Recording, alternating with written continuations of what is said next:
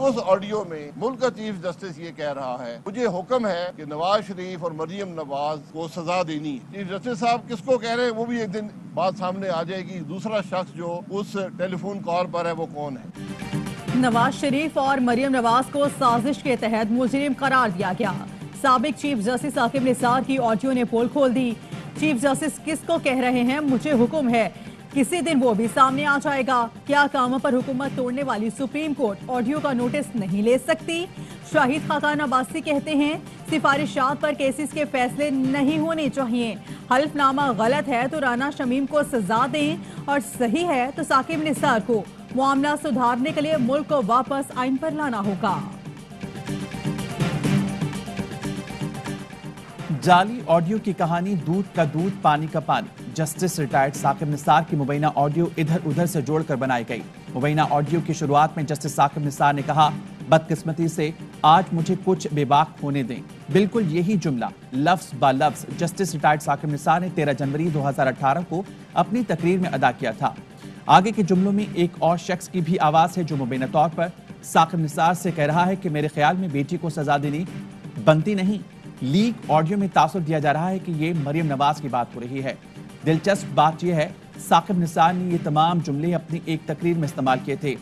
इस पूरे जुमले में सिर्फ ना का फर्क है, यहां बड़ा बारीक काम किया गया है।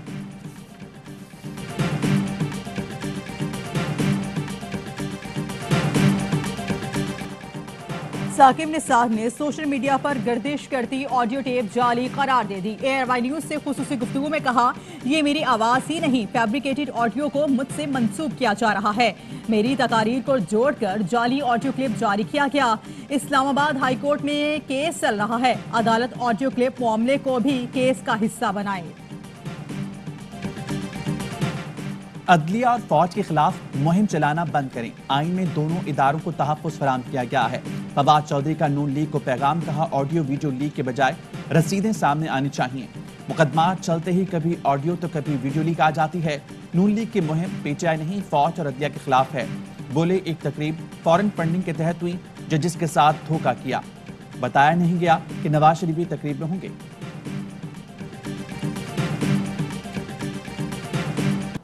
ऑपोजिशन का एजेंडे के तहत इदारों को निशाना बनाना काबिल मजम्मत है। कौमी इदारे हमारा फख्र हैं, हुकूमत साथ खड़ी है और खड़ी रहेगी। वज़ीर आला पंजाब सरदार उस्मान बुज़दार की अरकान असम्बली से गुफ्तगू, कहा पीटीएम की मनफी सियासत खत्म हो चुकी। अवाम सिर्फ तरक्की और खुशहाली चाहते हैं। अवाम को अफरा तफरी की सियासत से कोई सरोकार नहीं।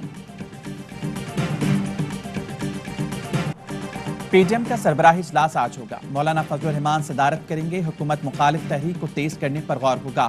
सरबराही इजलास में स्टीयरिंग कमेटी की सिफारिशात पर गौर किया जाएगा। स्टीयरिंग कमेटी ने लाहौर के जज से लॉन्ग मार्च और इस्तीफों की तजावीज दी है।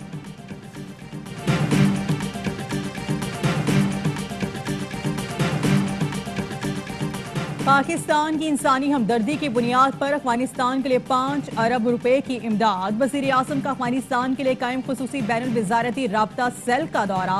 अफगान अमूर पर एपेक्स कमेटी के इजलास की सदारत की। Army chief general Qamar Javed Bajwa और दीगर भी शरीक हुए। मुशीर कौमी सलामती मोईद यूसुफ ने बताया, अफगानिस्तान ने पाकिस्तान अहम दरामदात पर सेल्स टैक्स में कमी की उसूली मंजूरी दे दी गई।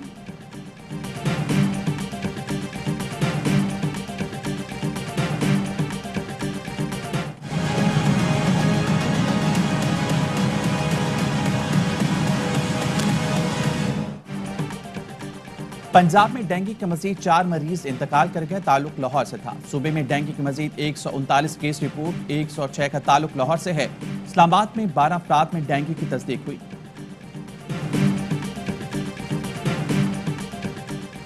गुजरांवाला में वन व्हीलिंग के दौरान मोटरसाइकिल फिसल गई। गिरने वाले 2 जवानों को गाड़ी ने कुचल दिया।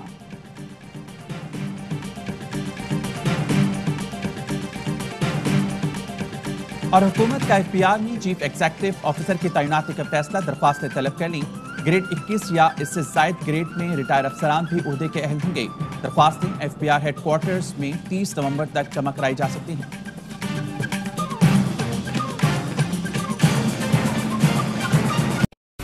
अहम तरीन खबरें अब एक क्लिक की दूरी पर।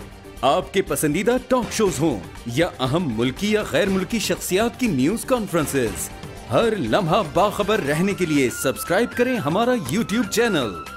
मौसम की सूरत हाल हो या खेल के मैदान से खबरें, अपने मोबाइल फोन से मुल्की और बैनुल-अक़वामी अहम खबरों तक रसाई के लिए डाउनलोड कीजिए मोबाइल ऐप। बावसूख ज़राए से मुसद्दिका खबरों, तज्ज़ियों और तबसरों से मुस्तफीद होने के लिए विजिट कीजिए पाकिस्तान की सबसे बड़ी न्यूज वेबसाइट www.arYnews.tv। इन सब के अलावा पाकिस्तान का सबसे बड़ा फेसबुक पेज हो, सबसे बड़ा न्यूज इंस्टाग्राम अकाउंट या फिर ट्विटर, ARY न्यूज पहुंचा रहा है खबरें सबसे पहले आप तक, ताकि आप रहें हर लम्हा बाखबर।